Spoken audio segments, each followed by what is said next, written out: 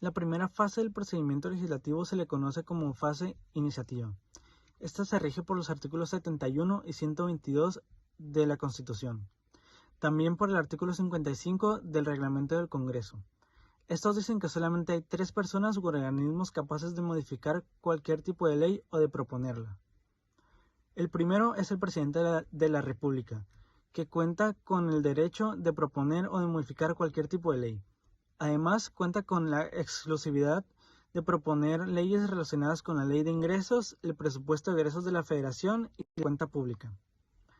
Otro de los organismos que pueden presentar leyes son los diputados y senadores. Ellos cuentan con la capacidad de proponer cualquier tipo de ley, menos las que son exclusivas del presidente.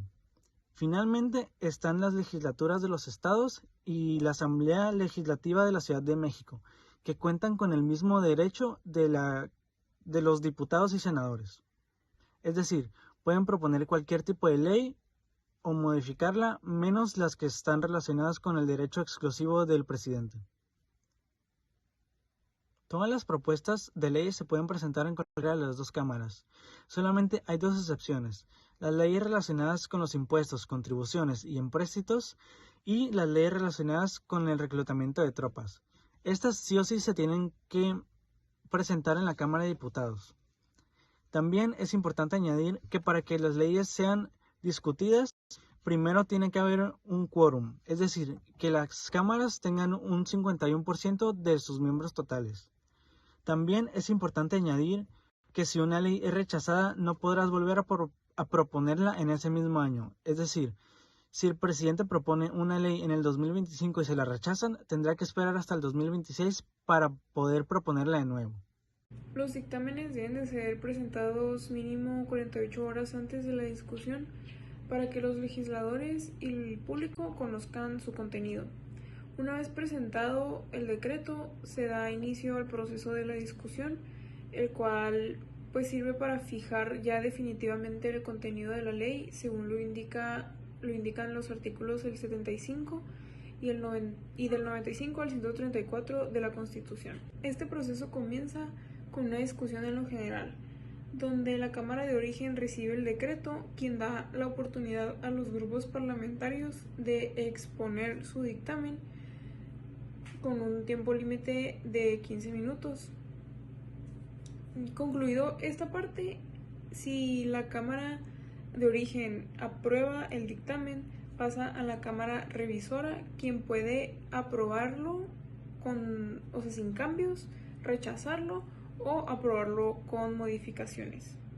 Por otro lado está la discusión en lo particular, donde se presentan artículos reservados, los cuales pueden ser vistos uno por uno o por capítulo completo, disponiendo de 5 minutos.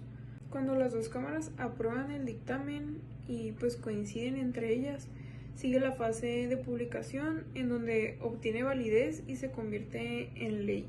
¿Qué sucede en caso de rechazo? Si el dictamen es rechazado al término de la discusión, en lo general, en la sesión siguiente se pondrá a discusión el voto particular. Si fuesen más de uno los votos, se discutirá el del grupo parlamentario de mayor número de diputados, pero si se rechaza también, se procederá a discutir en la siguiente sesión el del grupo parlamentario que siga en importancia numérica y así sucesivamente hasta votarlos todos. La discusión en lo particular será de la siguiente manera: se discutirá cada artículo reservado, aunque cuando el proyecto consta de más de 30 artículos se consultará al Pleno si procede su discusión por capítulos, y una vez que se haya llegado a un acuerdo al respecto, se procederá a abrir un turno de hasta 4 oradores en contra y 4 en pros por cada artículo o grupo de estos. Pero si un artículo o grupo de artículos fuese rechazado por la Cámara, esa parte del dictamen regresará a comisión para que ésta la reelabore tomando la consideración todo lo dicho durante la discusión y lo presente nuevamente en sesión posterior. Tanto, el resto del proyecto de ley aprobado quedará a disposición de la presidencia de la mesa directiva y no podrá turnarse a la colegisladora hasta que no se presente la nueva propuesta de la comisión dictaminadora y la Cámara resuelva al respecto. Aprobado un proyecto en la Cámara de Origen, se pasará a la otra Cámara colegisladora, en donde de igual manera se pasará la discusión y aprobación de la iniciativa de la ley. En este momento se pueden presentar tres distintas situaciones. La primera es que la Cámara Revisadora la apruebe sin modificaciones. Dicho caso se continúa con el procedimiento legislativo y se da inicio a la fase que denominamos como fase integradora de la eficacia. La segunda situación es que algún proyecto de ley o decreto sea rechazado en su totalidad por la Cámara Revisadora. En este caso se tiene que regresar a la Cámara de origen para ver las observaciones que se le hicieron. Una vez que fue examinado y fue aprobado por la mayoría absoluta de los presentes en la Cámara de origen, se pasa a la Cámara Revisadora, quien fue la que lo desechó, para que lo tome en cuenta. Y si la Cámara Revisadora lo examina y nuevamente es aprobado por la mayoría en la Cámara Revisadora, pues se continúa con el procedimiento legislativo. Pero en caso contrario de que haya sido rechazada nuevamente, la iniciativa de la ley no puede volver a presentarse en el mismo periodo de sesiones, así que tiene que esperarse. Y la tercera situación es que si no se presentara ninguna de los dos casos anteriores y un proyecto de ley o decreto fuese desechado en parte, modificado o adicionado por la Cámara Revisadora, pues la Cámara de origen únicamente verá sobre lo desechado o las reformas o las adiciones, sin poder alterar aquellos artículos que ya fueron aprobados. Y si estas adiciones o reformas son aprobadas por la Cámara Revisadora, pues se procede al siguiente paso del procedimiento legislativo. Pero en caso contrario de que sea rechazada, se tiene que exponer la razón por la que fue rechazada. Pero si nuevamente es revisada por las dos cámaras, la de origen y la revisadora, y por mayoría de votos es aprobado, pues se salta a la siguiente fase del procedimiento legislativo. Pero si la Cámara Revisadora insiste por la mayoría absoluta de los votos presentes acerca de dichas adiciones y reformas, el proyecto no se volverá a presentar hasta el siguiente periodo de sesiones, a menos que las dos cámaras, tanto la revisadora como la de origen, y sus miembros presentes en cuanto a votación, estén de acuerdo de que solo se presenten aquellos artículos que fueron aprobados. Bueno, por último hemos llegado a la fase integradora de la eficiencia, que es la última etapa del proceso de legislación. Primeramente tenemos que, una vez aprobada la ley o decreto por la Cámara de Diputados y la Cámara de Senadores, y obviamente firmada por dichos presidentes de ambas cámaras, esta se muestra ante el Poder Ejecutivo, quien es el presidente de la República. Él expresará su conformidad mediante la sanción y promulgación de dicha ley. En caso contrario, debe de rechazar la ley, pero con objeciones. Aquí es donde puede entrar su derecho de veto, es decir, que puede rechazar toda la ley y pedir que se deseche definitivamente o pedir que solo se deseche una pequeña parte.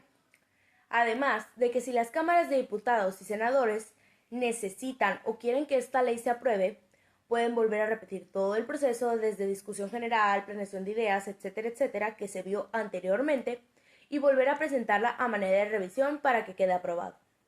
Una vez aprobada la ley o decreto, se debe de pasar a la promulgación y la sanción de dicha ley. La promulgación primeramente es la formalización de la incorporación de la ley de manera definitiva al ordenamiento jurídico, es decir, que quede publicado. Según el artículo 70 de la Constitución, este debe llevar la siguiente leyenda: el Congreso de los Estados Unidos Mexicanos decreta, y el texto de la ley o decreto, es decir, lo que dice esta ley o este decreto. Finalmente, este debe de ser acompañado por la sanción, ya que no pueden estar separados uno de otro, es decir, que estén en el mismo acto. Finalmente, ya que se aprobó y ya que se hizo la promulgación, el presidente es el responsable de esta promulgación o publicación de dicha ley, que debe de dar a conocer a todos los ciudadanos mediante el DOF o Diario Oficial de la Federación.